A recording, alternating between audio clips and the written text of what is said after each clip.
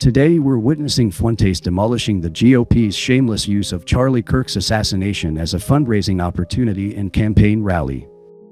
This is coming from someone inside the right-wing ecosystem. We watched the entire conservative movement turn a man's death into a political spectacle complete with fireworks, voter registration drives, and merchandise tables.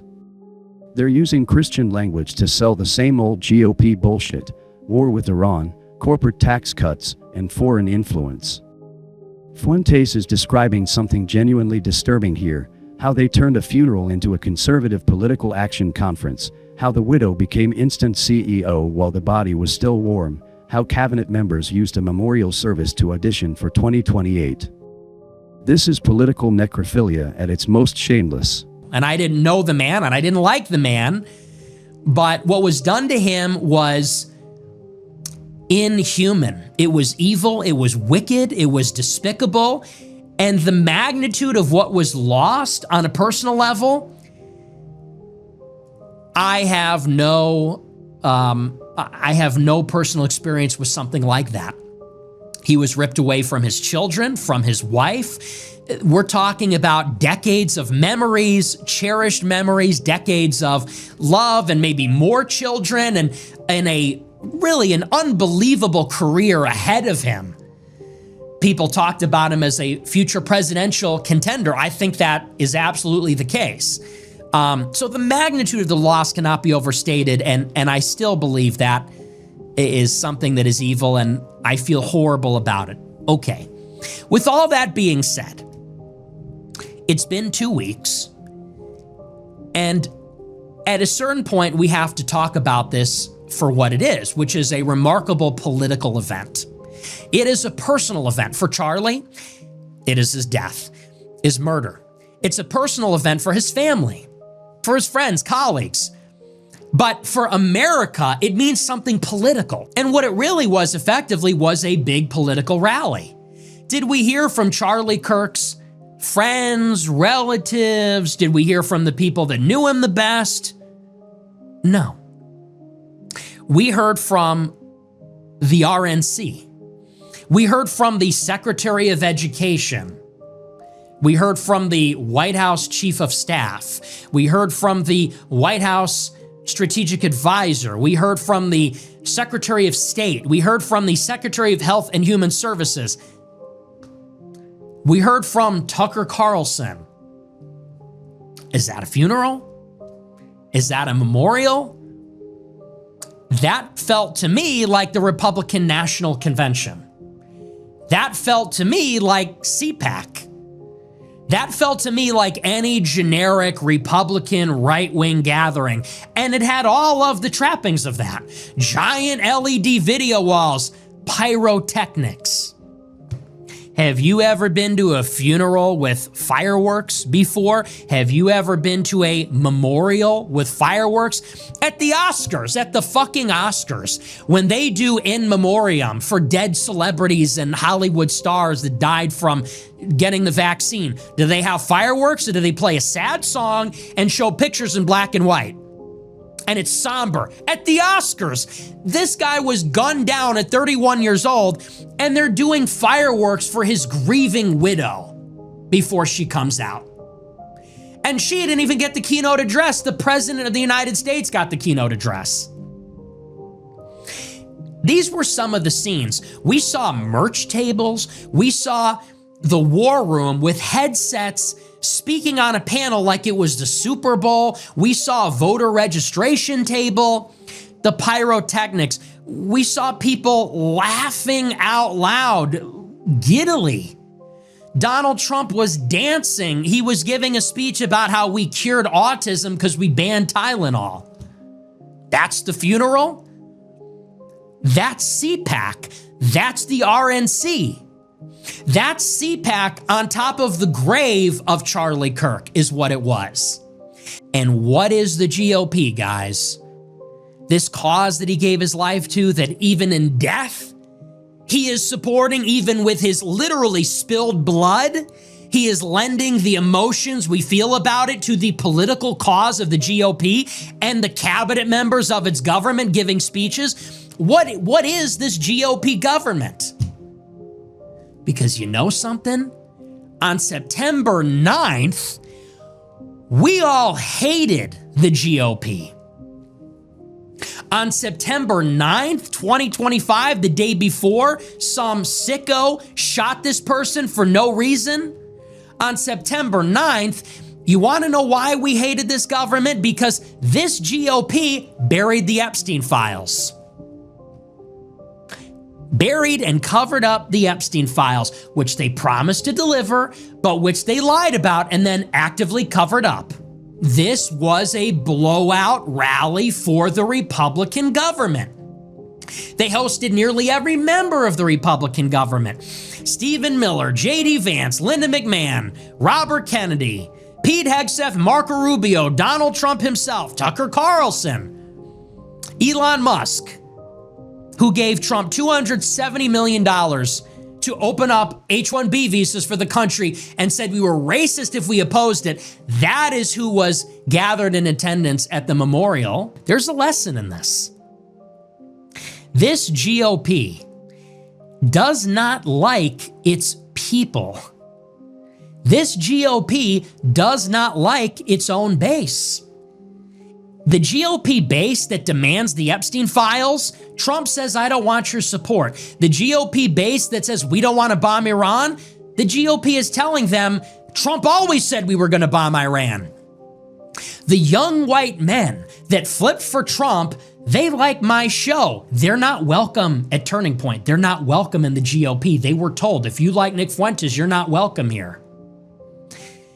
Now that he got killed by the left wing, which the GOP is far more tolerant of than us, now we're supposed to roll into the GOP?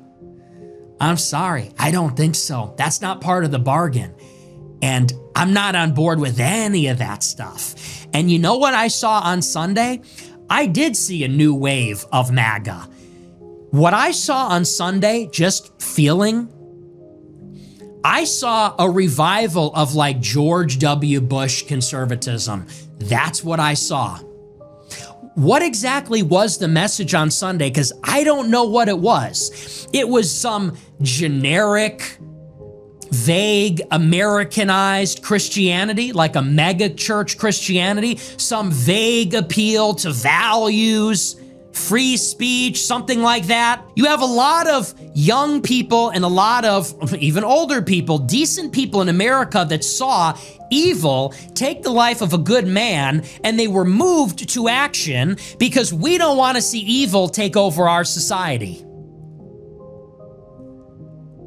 And they are being funneled into this voter registration mill. People are coming to this event seeking God, weeping, affected, and they're getting fundraising nonprofit bullshit, which if you're in the political world, you know what that is. You're getting a girl coming up to you with an iPad saying, can I get your email? Okay, so we're going to send you an email, scan the QR code, and we're going to get you set up. Here's your back. And it's like, can we give them something real? To me, that came across as cynical, calculated, opportunistic, exploitative. And that's what politics is. But don't do that with the name of Jesus Christ. And don't do that with the death. Don't do that with the funeral. Erica Kirk goes up there. First of all, she declares herself the CEO of the organization. Is that really appropriate? I don't like that. I don't like that one bit. I don't think that an organization, a big political organization that's traditional, how is that consistent with those values? All this talk about biblical values, the values Charlie Kirk defended, now we have a female girl boss. And maybe that sounds disrespectful in the moment, but it's what it is. She's now going to become the CEO. That makes sense the week that he's killed in a year. Does that make a ton of sense? Not so sure. And she gets up there and she says she forgives the killer. Your wife goes and forgives your killer? Was that vanity? Was that haughtiness? I don't mean to be overly critical, but I didn't like that. if she's telling the truth, I scratch my head and I say, there's something wrong with that. If you mean that, that's just like, it's all almost superhuman levels of forgiveness, which is possible, or it might be a little flippant. And that gets to the other part, which is maybe she doesn't really mean that. And if that's the case, I really hate the remark. Because you shouldn't say you forgive your husband's killer if you don't really forgive him. You shouldn't say that. And the way the speech came across to me, it sounded like that is something that they talked about with speechwriters. They sat down, and maybe I'm being cynical here, fair enough. But it sounds like they sat down with speechwriters and they said that would be a moment, the moment. That would be a moment in the speech. Like that was a premeditated discussion, because that's a scripted speech. And they said, I think I'm going to forgive the killer. That would be powerful. And you know, maybe I'm cynical for saying that, but to me, that comes across as a cynical, calculated play. And what are they setting her up for? A political career? You know, she's in prime time. She's now the CEO of Turning Point. People are talking about Don Jr. and Charlie on the ticket. Is she going to be on the ticket next? I hate to talk like that. I know that sounds so terrible. I know that sounds shitty. But that's how it came across to me. Then I see the fundraising email. They send out a fundraising email from Erica Kirk. And you should read the email. It says, every heartbeat, every moment, I think of him. Dear Patriots, and there's a donation link at the bottom. There's also a lot of people in Turning Point that are just there for the money. Donor checks. It's a $140 million a year organization. They're there. There's a lot of them that are there for the money. And the next day you're sending out fundraising emails. Why? Because it's not enough. When is enough enough? They're flying out Scott Pressler. Get him on the voter rolls. Get him on the voter rolls. Sending push notifications, text messages, emails. Hey, Patriot. Hey, Patriot. Did you see my text? Did you see my text? $5, $10. Donate. We need to keep doing our work. When is enough enough with these fucking people? When is it enough? They're pushing too far. They're asking for too much. You know, they did it 3 days after he died. They started pushing the fundraising emails. And it's been nonstop for 2 weeks. And then, and another tour, and we're doing this and this. And nothing stops the grift machine, not even the death of its founder. Nothing stops the machine. This Republican machine that seems to only exist to provide more money for itself in the future, it just never stops.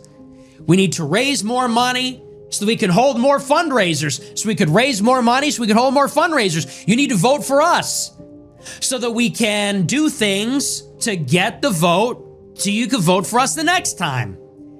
And it just keeps going. Let's start with the core revelation here. Fuentes is describing a political movement that has become so addicted to the grift that nothing can stop it. Not even the death of their own leader. 3 days after Kirk gets murdered, they're sending fundraising emails. They turn his memorial into a voter registration drive with pyrotechnics. The widow becomes instant CEO while speaking from a teleprompter about forgiveness. This isn't politics anymore. This is a content creation machine that feeds on human tragedy. These people are taking genuine Christian faith and turning it into Republican Party propaganda. They're having people stand up and declare their faith in Jesus while scanning QR codes for voter registration. It's spiritual colonization of the highest order. Working-class Americans with real jobs and real faith drive hundreds of miles, take days off work, spend their limited money to genuinely mourn someone they saw as a leader. And what do they get? They get hustled by wealthy elites who see their grief as a marketing opportunity. Elon Musk making $270 million while telling Americans they're racist for opposing H-1B visas.